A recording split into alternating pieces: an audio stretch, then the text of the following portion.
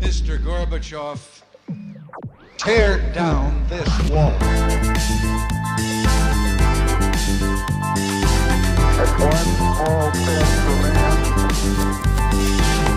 One giant leap for mankind.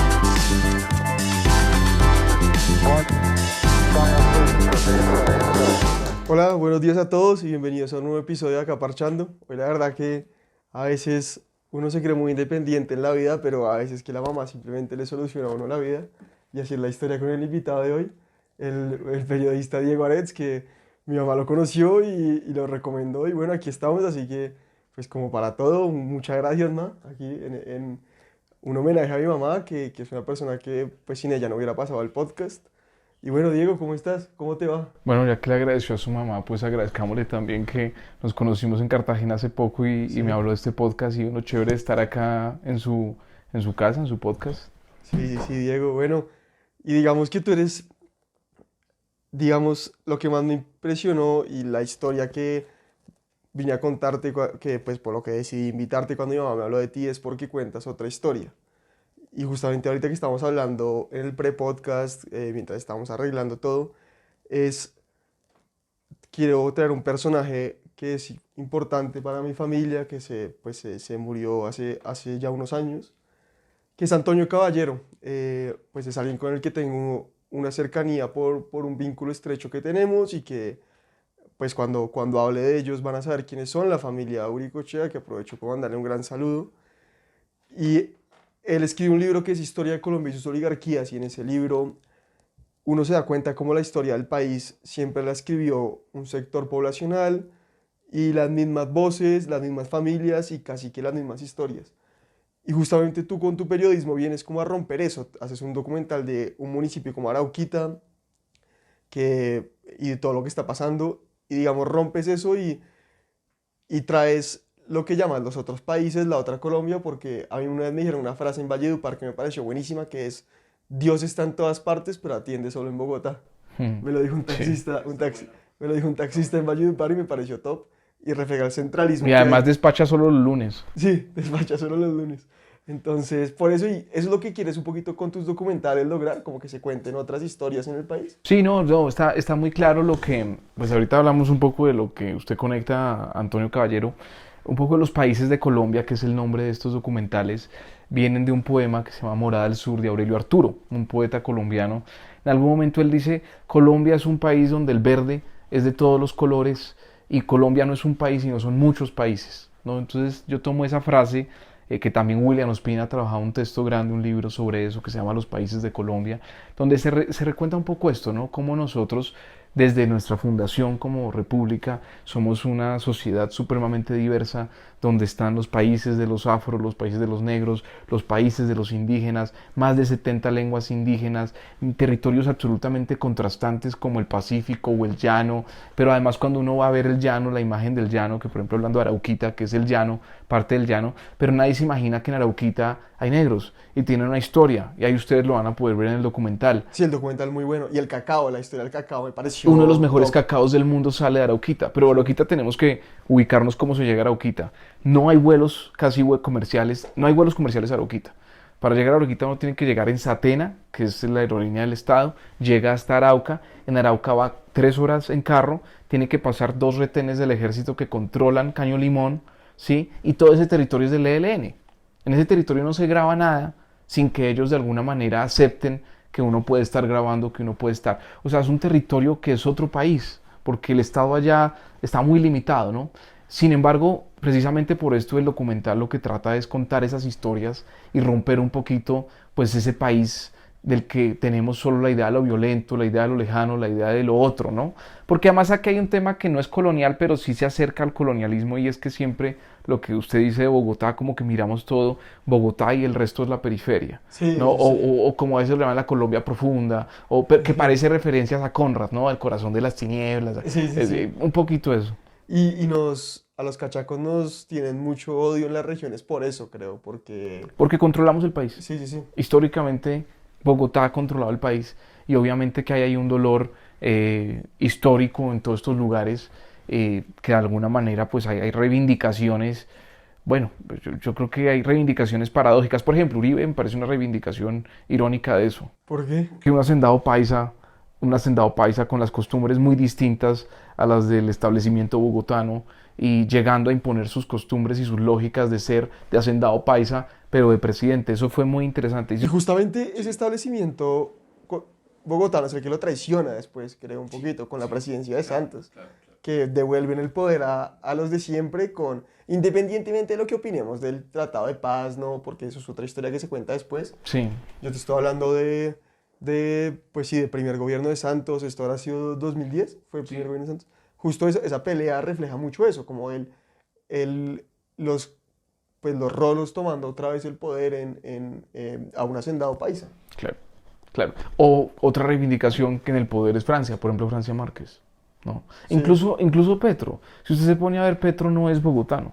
Petro se cría en Zipaquirá, pero sus orígenes y su cultura realmente es más de la costa y su manera de ver el país también no es enteramente bogotano. De hecho, comparte un poco la historia con García Márquez, ¿no? Zipaquirá, venido a esta ciudad de gente mucho más fría, venido de un territorio muy cálido y él todavía, incluso en su círculo cercano, se siente vinculado pues a Córdoba y a a toda su región, ¿no? No, y creo que él fue muy inteligente en cómo mandó ese mensaje, cuando dicen los nadies, los olvidados. Creo que es esta paradoja que el país siempre ha sufrido, que es gobiernan unas personas para unas personas sobre los problemas de unas personas y los múltiples países que tenemos aquí viven Sin embargo, yo no olvidados. creo que sea, por ejemplo, por la culpa de esas personas. Y yo creo que lo de Antonio, un poco volviendo a Caballero, es precisamente decir que es la ruptura entre estos distintos espacios. O sea, o cómo lo puedo decir de una manera un poco más precisa. No es porque estas personas no quisieran gobernar completamente esas regiones, sino porque este es un país tan diverso que el Estado no era suficientemente rico, fuerte o sólido para ejercer de Estado. Yo me acuerdo de una frase de Marroquín que cita el escritor Malcolm Diez, con el que estoy haciendo, bueno, ahorita estoy haciendo un libro sobre él, y Malcolm Diez tiene una frase muy bonita de Marroquín, que Marroquín estaba orgulloso cuando se pasó todo lo de Panamá. Marroquín decía, yo soy el único presidente al que el mundo le ha dado un estado y ha devuelto al mundo dos, hablando de la división con Panamá. Y también se sentía orgulloso de gobernar un país con dos océanos sin nunca haber ido al mar, ¿no? Pero ¿qué pasaba en la mente de este tipo para que eso tuviera un sentido, ¿no? Algo tan... Hoy un presidente que dijera eso nos sonaría como un estúpido, Sí, claro. ¿no? No, es que era gente que no podía mirar la vastedad del país porque era un país muy grande, no había tanta población, no había tanto estado. No era que no quisieran, es que no podían. Ok, sí, no había Y ese es pensado. un relato que no se cuenta. Y- Porque las oligarquías malvadas que no quisieron ayudar al resto del país, no, es que no podían.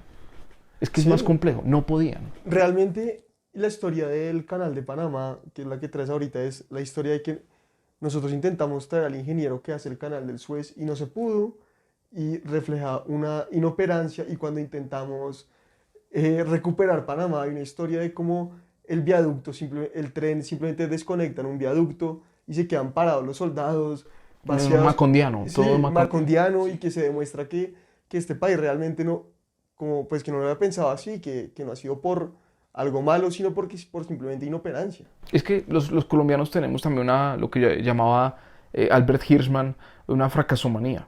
Estamos obsesionados con nuestro fracaso, somos fracasados de nacimiento. O sea, el colombiano no asume que aquí se ha hecho nada bien. No asume que ha sido difícil, no, más bien asume que nada se ha hecho bien. Y usted lo ve, por ejemplo, en la política. Casi todos los que llegan, la promesa de todo el que llega es destruir lo que hizo el anterior. Porque nada de lo que hizo el anterior es salvable, ¿no? Todo lo que hizo el anterior es para destruir. Aquí realmente el continuismo ha sido muy difícil. Continuar políticas durante décadas ha sido muy difícil realmente. No, y creo que Aquí hay gente que celebra la Constitución del 86, por ejemplo. mi mamá, que le mandamos un gran saludo, y que aquí en el podcast tenemos una regla, que es que hay derecho a defensa. Entonces, si mi mamá quiere venir con Diego aquí a debatirle su punto, me parece que va a estar muy invitada, porque, No, y tiene argumentos. y te advierto, tiene muy buenos argumentos y te acabas de meter en un lío bárbaro. Ya es el segundo Sí, sí, sí. episodio, ya vamos para el segundo, Sí, ya, sí, ya, sí. ya casi el segundo. Sí, te acabas de casar una pelea que a mí no me gustaría dar, pero bueno. Y aquí, hablando justamente del continuismo, yo creo que hay muchas vainas en este país que realmente funcionan, pues de cierta manera, digamos. Creo que este gobierno que viene de toda esta, pues como todo este panorama que acabamos de pintar, se le olvida que, digamos, la salud a veces tiene muchísimos problemas, pero que no es para destruirla toda, digamos, que las cosas se pueden hacer mediante lo que ya hay. Y creo que, digamos, yo soy muy de... Yo tenía mucho esta concepción hasta que vi las cosas que en Colombia funcionaban. Y digamos, en Colombia creo que hay muchas cosas que se han hecho más o menos bien. Creo que, digamos, nosotros realmente tenemos cierta institucionalidad hoy en día, como alguna institucionalidad hay y la gente está progresando más a los tropiezos que otra cosa, pero que hemos logrado sacar gente de la pobreza y no meterla, que a veces se nos olvida que las cosas pueden ir peor y pueden ir mucho peor, creo. Si uno juzga, quiero decir algo que es complejo, pero si uno juzga desde el punto de vista del establecimiento, además partiendo de que hay un establecimiento, de que ha habido un establecimiento, quizás el error más grande, desde el punto de vista de ellos, no desde el mío, podría ser que Petro haya llegado al poder, o la izquierda al poder, ¿no? Pero el segundo error más grande a mi modo de ver es no dejarlo gobernar, porque creo que hay una madurez en una sociedad que acepta la pluralidad y la diferencia, en donde democráticamente si ellos ganaron u otros ganan, se les deje hacer a ver qué van a hacer. Y ahí también hay un periodo de madurez para la izquierda muy complejo, porque la Sí. izquierda, a ver, cuando uno ha hecho la tarea de gobernar y el establecimiento con la tarea que ha hecho de gobernar durante décadas, ha acumulado experiencia. Y esa experiencia vale mucho desde el Estado. La izquierda no ha tenido esa experiencia y se nota. Se nota mucho. Se nota mucho. Y además, ser oposición es un ejercicio muy distinto a ser gobierno. Y no en todo, digamos. Yo creo que a mí me pasa mucho con este podcast que digo, oiga, facilísimo tener un podcast y eso, hasta que uno lo tiene y gestiona y te... y No, te todo es pasa fácil en teoría. en la teoría todo es Grabar, fácil. editar, todo eso es fácil en teoría. Facilísimo. Y en el gobierno pasa mucho porque hay, digamos, uno cree que pasar algo por el Congreso es fácil, pero después se da cuenta que los congresistas pues quieren quedar reelegidos, no quieren quedar mal. Hay muchos intereses de los que uno no sabe y como que creo que a este gobierno le pasa mucho eso de que estás hablando, es un gobierno un poquito inmaduro, como que les da pataleta Yo siento a veces que a Petro quisiera salir a marchar contra Petro. Sí. Yo a veces siento que lo veo y siento que él no es cómodo en el poder, realmente. Usted lo ve que desde el primer día les tráiganme la espada. Un estadista juega otras cosas. Pudo haber dicho dejen esa espada allá y traigan la paloma de la paz del Museo Nacional. O sea, juega otros símbolos. Sí, sí. Pero le gusta el juego de la resistencia. Él necesita un enemigo con el cual pelear constantemente. Y cuando él es el Estado, ahí se le comienza a fragmentar de alguna manera su relato. Porque él como presidente pues no puede marchar contra el presidente. Es absurdo, ¿sí? Y ahí se le fragmenta el relato. Ok, y digamos, o sea, ¿tú crees que, digamos, él nunca dejó de ser candidato, creo yo? O sea, Creo que nunca ha dejado de ser opositor. Él está luchando. Es un hombre que su conciencia de lucha es... La lucha para él es la vida. Él necesita pelear para... ganar para él es un problema. Porque lo que a él lo motiva realmente es pelear. Luchar. Porque le ha tocado toda la vida. Le tocó en la guerrilla, le tocó como un hombre de origen muy humilde, le tocó como un hombre en el Senado, en un Senado donde hubo 30% de los senadores en un momento eran vinculados al paramilitarismo y él era el que desarmaba esa vaina. O sea, el tipo está vivo de milagro. O sea, su vida ha sido una lucha. Sí. Ahora que él llega a ganar, él no sabe cómo, yo creo que él no entiende del todo cómo afrontar eso.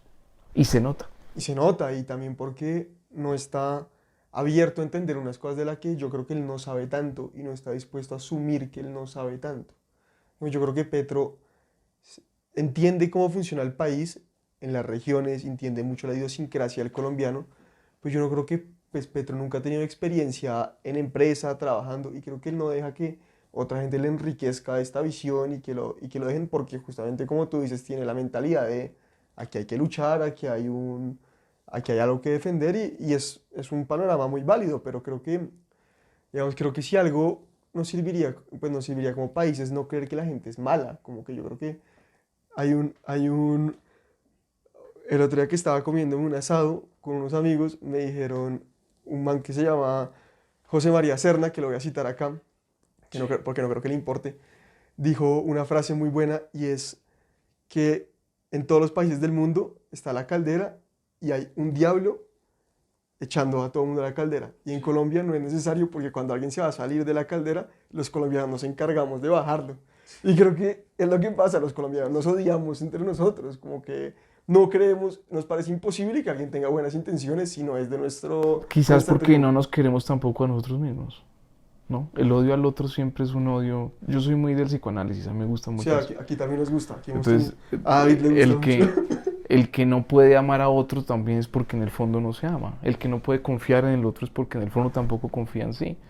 O sea, hay unos males colectivos que yo creo que aquí haría falta más psicoanalistas en la política. O sea, gente que pudiera tramitar más y ayudar a la gente a tramitar mejor las cosas. Porque aquí todo es a través de el cancelar al otro, el destruir al otro. Nada del otro es bueno, ¿no? Y por ejemplo, hablando críticamente del Estado, deberíamos hacer un ejercicio pedagógico y decir cosas bonitas. Por ejemplo, parece algo importante la apertura de la frontera con Venezuela. A mí también. Me parece bueno. Eso fue un éxito, ¿sí? Sí. Y eso es un éxito de este gobierno. La legalización a las drogas.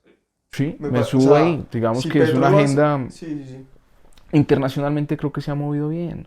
Si usted se pone a ver, Petro es un tipo, y tristemente hay que comparar, y comparémoslo con el anterior, con Iván Duque. Petro es un tipo que respetan internacionalmente. Respetan, o sea, el tipo que en París le abren las puertas, que lo escuchan en las universidades más importantes del mundo, que lo escuchan en Naciones Unidas, o sea, que el tipo sabe posicionar unos discursos internacionalmente, el tipo logra muy bien posicionar discursos, y logra cosas como, aquí no lo vemos tanto, ¿no? Porque aquí, pues, Francia, ponen a Francia, y aquí una crítica constante a Francia y toda la vaina, y yo no voy a defenderla a ella, Una pero... crítica fuerte también. Sí, pero internacionalmente, el hecho de que una mujer negra de Colombia sea la vicepresidenta, eso tiene un poder internacional muy grande, eso tiene un mensaje de igualdad y de defensa de los derechos humanos y en contra del racismo pues muy fuerte. El hecho de que la embajadora de Naciones Unidas, nuestra embajadora hoy es una mujer indígena, además extremadamente hábil, a mi modo de ver, mucho más hábil que Francia. ¿Sí? Técnicamente, Leonor Salabata es una mujer extremadamente preparada para esa tarea que está haciendo como embajadora nuestra en Naciones Unidas. No todos los países ponen a un indígena de embajador ante las Naciones Unidas. Eso es muy audaz. Y él sabe cómo eso posiciona una agenda. Esto que está haciendo con Alemania, con Scholz y con el hidrógeno verde en La Guajira.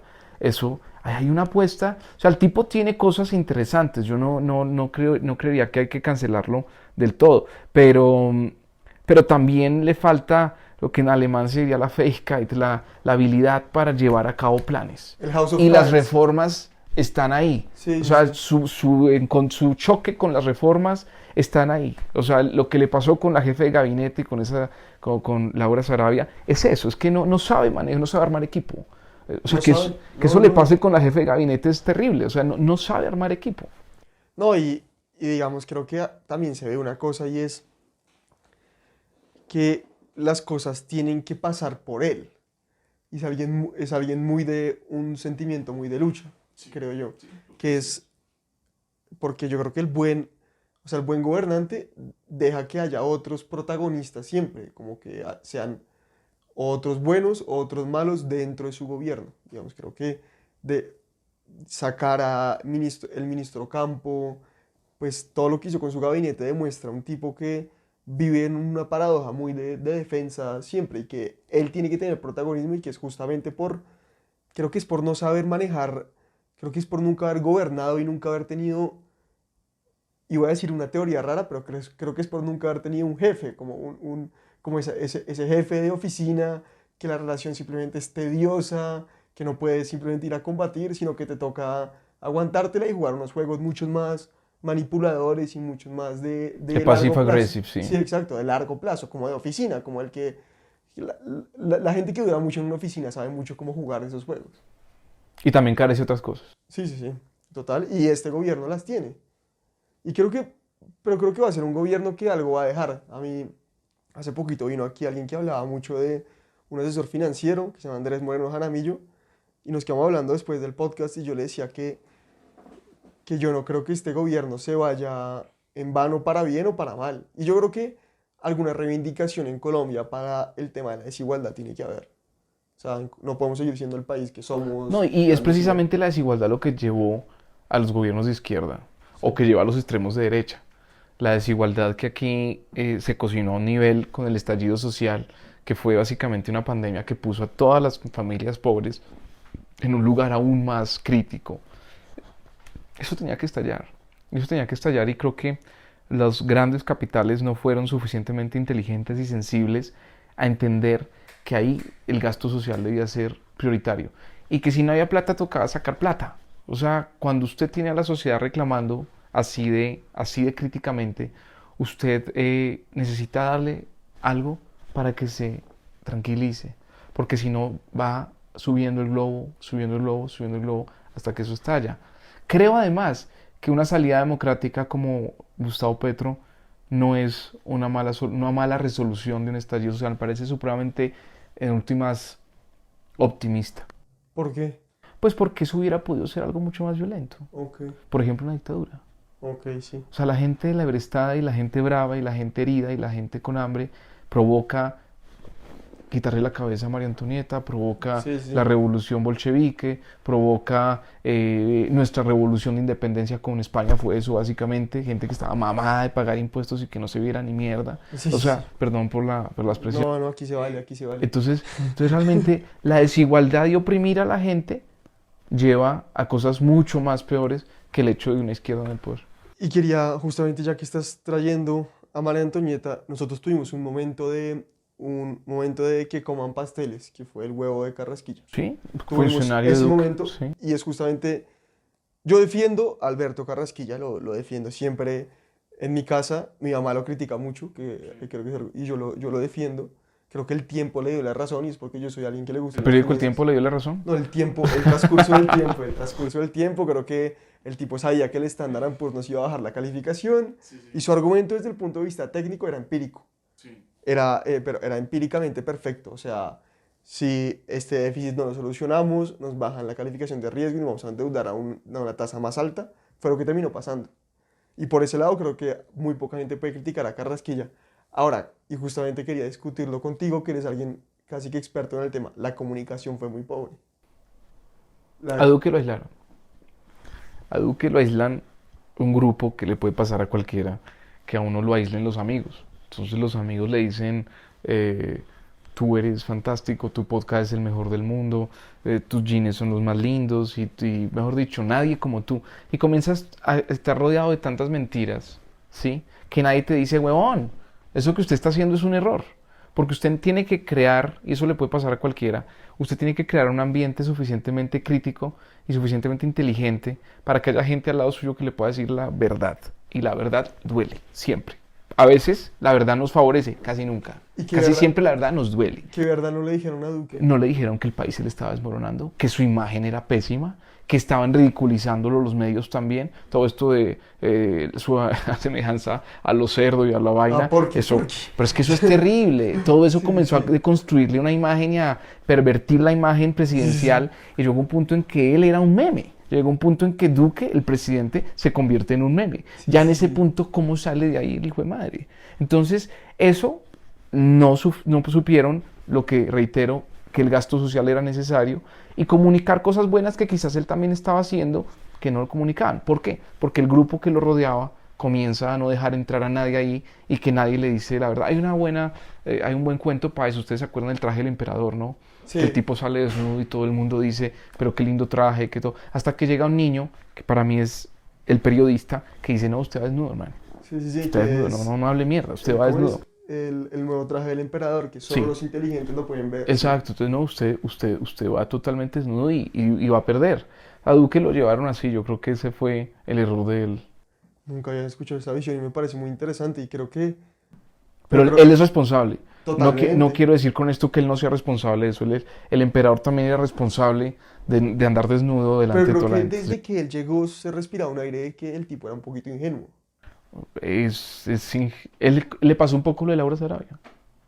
¿En qué sentido? Gente muy joven que lo meten en una cosa mucho más grande de lo que su experiencia puede asumir y creen que le están dando un premio y en realidad le están dando un problema. Duque la sacó mejor que Laura. Duque está pensionado. Pero se veía, Laura no. se veía un tipo... Pero al final de su gobierno se veía un tipo acabado. La esposa acabada. Pero aún tiene chances. Yo lo veo por ahí que anda viajando, está becado, pues está pensionado. Sí, Yo sí. creo que él tiene futuro, Bueno, pero creo que... pero no se ría. No, yo, pues, o sea... Aquí se puede mamar gallo, ¿no? No, Sí, obvio. Pero yo creo que. No, yo no sé, yo creo que el no tipo- le ve futuro usted, No, güey. yo No a le mí ve ese man- futuro. Sí, güey, A man. mí encima me pareció, o sea, y En estos ya lo voy a entrevistar, entonces seguro dije eso porque lo va a entrevistar, pero no, ¿Sí? no. No, pero sí lo va a entrevistar, pero... No, aquí yo creo que Es un tipo joven pensionado, o sea, ¿quién tiene eso? O sea, eso ya alguien podría hacer algo con eso, ya fue presidente. no, pues el tipo ya, sí. Puede que haga algo con su vida. Sí, no sé. Yo creo que sí, no sé, me parece, ojalá. Le deberíamos dar una segunda chance tal vez, ¿no? Oiga, Como me que- invitó a hablar de un documental, no No, hablamos del no, documental, yo iba a no, hablar del no, documental, listo, aquí- solo política, qué Pero cosa tan ahora sí berraca. volvamos a Arauquita, porque Arauquita me pareció las cosas chéveres que he visto, como un municipio. ¿Por qué te interesas por ese municipio? Porque ya toca ir más o menos cerrando y sí quiero que la gente, a pesar de que lo que hemos hablado es muy interesante, vea el documental y conozca Arauquita. Como, Porque Arauquita, porque cuando se piensa en Arauquita casi siempre es la guerra. Y no podemos condenar a un municipio ni a ningún ser humano a una historia única. Yo creo que ahí me sitúo con una pensadora que se llama Chimamanda, que es una feminista muy crítica la TED Talk, la he visto que tiene. y la escritora. No podemos condenar a nadie a una historia única. Todo el mundo tiene derecho a una diversidad narrativa y a una diversidad de sus historias. Y en ese sentido, Arauquita es lo que intenté con Arauquita, es contar las historias de una gente que está luchando para salir adelante, que están produciendo el mejor cacao de Colombia, que lo están exportando y se lo están dando a conocer a todo el mundo, que tiene uno de los lugares más mágicos en medio de, digamos, esto es prácticamente el llano, pero es la frontera, es la puerta con Venezuela. Algo que no se dice mucho, por ejemplo, Arauquita ha recibido 75.000 venezolanos los últimos 5 años. 75.000. Sí, en un un municipio de municipio, 20.000, 30.000 personas. O sea, estamos hablando de la generosidad de ese pueblo con la gente y con otro país que está viviendo una crisis humanitaria como es Venezuela. Todo eso son historias maravillosas de esperanza. Y eso es lo más lindo. El otro día me llamó una persona del pueblo y me dijo que gracias por hacer este trabajo porque le había dado esperanza sobre su municipio, sobre su historia. Para mí eso es un logro hermoso. Y yo creo que si nosotros como los colombianos o nosotros conociéramos mejor nuestra historia y mejor las historias diversas de Colombia o los países de Colombia, creo que nos amaríamos más. Ok, sí. creo que esta es la clave para desarrollarse. Sí, yo tengo la teoría de que los colombianos, y a ver, uno no puede decirle a nadie cómo vivir su vida, ¿no? Y quiero ser enfático en esto. Pero creo que lo que más nos serviría es el turismo interno. Como que si uno tiene unas vacaciones, las gaste en Colombia, que deje de...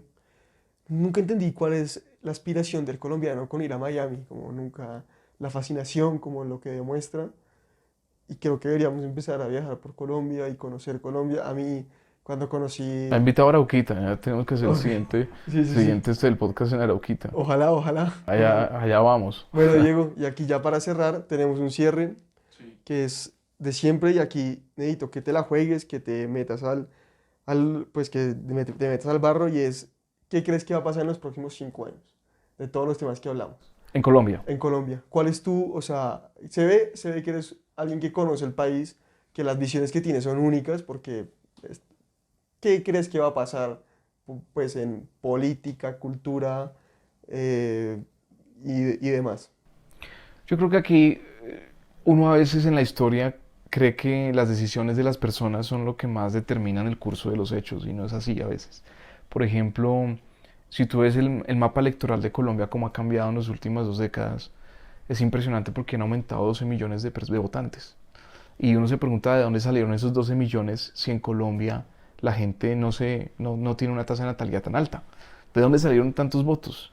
Y la respuesta es la información, los celulares, la internet. De hecho, Petro no podría ser presidente si no es por los medios alternativos, o sea, las redes sociales. Un poco lo que pasó en la primavera árabe, un poco lo que pasó en el movimiento de las vidas negras importan en Estados Unidos. Todas estas cosas son clave, la internet, lo que puede hacer por los cambios sociales. Lo que quiero decir con eso es que el cambio no necesariamente va a depender de si hay un gobierno de derecha, un gobierno de izquierda o nuestro. Yo creo que después de Petro va a haber una vuelta a la derecha. Yo creo que eso está claro. Yo creo que esto tristemente no va a ser una vuelta al centro derecha o centro izquierda, que es lo que a personas como yo nos gustaría. a las personas que nos consideramos del centro nos gusta no es que el centro sea una cosa, sino es que precisamente el centro son muchas cosas. O sea, es que yo me puedo sentar con alguien que es de centro derecha, con alguien que es de centro izquierda y podemos tejer juntos, ¿no? Eso es lo que a mí me parece bonito, ¿no? Sí. Del centro, ¿sí? Pero yo no creo que vayamos para allá. Somos una sociedad muy polarizada. Vamos a ver cosas muy locas como el profesor Hernández, el ingeniero Rodolfo Hernández, personajes tan raros en la política con 10 millones de votos, una cosa absurda. Y tipazo. Entonces, Yo lo defiendo a muerte, un tipazo. entonces, bueno, allá usted, pero yo creo que esas cosas pueden pasar. Creo que la gente se preocupa demasiado del orden público y de la paz, ¿no? Con todo esto de la paz total y todo eso. Mira, una experiencia que yo tengo de territorios y es, si usted quiere que haya paz, lleve un colegio. Si usted quiere que haya paz, lleve una carretera. Si usted quiere que haya paz, lleve un hospital. Si usted quiere que haya paz, lleve una universidad. Esos grupos, cuando llega al Estado, cuando llega la sociedad, cuando llega el desarrollo, esos grupos dejan de tener fuerza. Esa es la paz. Okay. Y eso es lo que hemos venido haciendo además. Yo creo que sería errático y vuelvo fracasomaníaco decir que no hemos logrado cosas. Si tú ves la historia de Colombia, sí hemos logrado cosas. No a la velocidad que hubiéramos podido. Siempre se puede hacer más, pero se han logrado cosas. Yo creo que hay que volver la vista atrás, como el libro de Juan Gabriel Vázquez, buscar qué cosas hicimos bien. Por ejemplo, la Constitución del 91. Por ejemplo, permitir que una izquierda llegue al poder y se le den legitimidad a derechos. Y si mañana es una derecha, se le dé legitimidad a derechos. Eso es un avance impresionante. En un país donde si tú eras rojo, yo te mataba, y si yo era azul, tú me matabas. Eso, o sea, hemos avanzado. Sí. Entonces yo creo que si vemos qué se ha podido hacer bien, seguir esas rutas. Y creo que hay buenos chances. La apertura a Colombia le ha traído una cantidad de recursos de turismo que ojalá se invirtieran mejor. Creo que es un país con un potencial impresionante. Yo creo que aquí todavía el tema ecológico no lo hemos sabido aprovechar muy bien. Somos una mina verde, o sea, tenemos mucho dinero, muchos recursos, una población mediana, no somos una población muy grande. Realmente, por ejemplo, cuando se le cuenta a sociedades como la China que aquí hay 20 millones de personas bajo la línea de pobreza, allá eso les parece absurdo, es que allá 20 millones, eso es muy poquito. Sí. O sea, realmente sacar 20 millones de personas de la pobreza no es tan difícil. Es una tarea que tenemos urgente. Pero y sobre todo, se puede. Y otra cosa es reducir la desigualdad. Si se reduce la desigualdad, casi todo mejora. Sí. Y eso necesita un pacto de todos. Bueno, Diego, muchísimas gracias por venir. No, gracias a usted. La verdad que un placer hablar contigo y ojalá sigas haciendo... Y que vean el documental, por favor. Sí, sí, sí. Compártanlo. Bueno, muchísimas gracias. Lo pueden ver en mis redes sociales, también en las redes acá de los compañeros que los van a publicar, por supuesto. Y ahí pueden ver si quieren un teaser. Ahí vamos a dejar un teaser para que lo puedan ver de 2 minutos. Okay. Muchas gracias. Sí. Perfecto, muchas gracias. Hágale.